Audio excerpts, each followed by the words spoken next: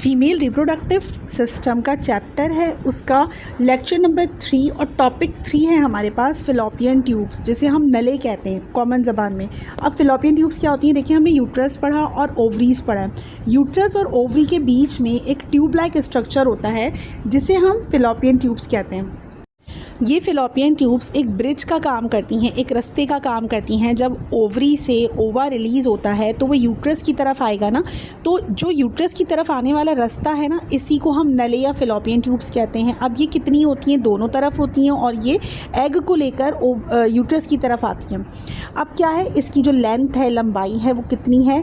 Around 10 से 14 centimetre, जो बनती है इंचज़ में 3.9 इंचज़, 4 इंचज़ या बहुत से बहुत 5.5 इंचज़ तक चली जाती है। फ़िलिपियन ट्यूब्स की जो रास्ता है ना, नाली, ये इतनी लंबी होती है। अब ये जो है ना, इसकी लंबाई, इसके 4 पार्ट्स में इसको डिवाइड किया गया है। पहला है intramural, isthmus, ampulla, infundibulum associated with fimbriae. यानी कि देखिए, फ़िलिपियन ट्यूब्स हैं, ये जब यूट्रस से निकल रही हैं तो पहला पार्ट इसका इंट्राम्यूरल कहलाएगा। थोड़ा सा आगे जाएं, इसका दूसरा पार्ट कहलाएगा इस्थमस, और उसके आगे जाएं तो एम्प्यूला कहलाएगा, और जो आखिरी पार्ट है इसका वो कहलाएगा इन्फेंडिबुलम, जो ओवरी के साथ अटैच होता है, ओवरी के फिम्ब्राई से अटैच होता है। और दोनों ट्यूब्स की 2 तरह की ओपनिंग होती है। एक तरह समझे कि बीच में कोई स्ट्रॉ रख दिया, एक तरफ ओवरी है, दूसरी तरफ यूट्रस है, और इसके बीच में कोई स्ट्रॉ टाइप का है।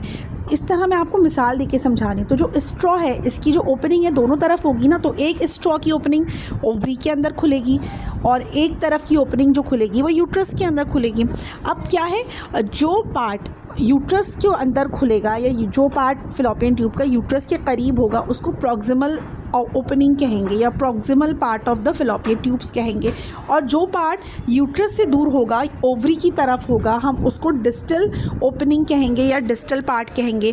तो ये इसकी 2 तरह की ओपनिंग होती हैं। अब फ़िलिपियन ट्यूब्स किस चीज़ से कवर्ड होते हैं? इसको एक शीट ने कवर किया हुआ है जिसे हम ब्रॉड लिगामेंट्स कहते हैं। ठीक है, अब ये जो ब्रॉड लिगामेंट्स हैं, एक इसके भी 2 पार्ट्स हैं। मीज़ोसैल्पिंग्स, जो फ़िलिपियन ट्यूब्स हैं, वो उसको अपनी जगह पे रखते हैं। फ़िलिपियन ट्यूब्स के अराउंड में जो एक झिल्ली है उसको मीज़ोसैल्पिंग्स कहते हैं। और जो पार्ट ओवरी को कवर रखता है, ओवरी के साथ अटैच होता है, इसको मीज़ो ओवेरियन कहते हैं, जो ओवरी को फ़िलिपियन ट्यूब से मिलाता है, इसके आउटर की जो कवरिंग है।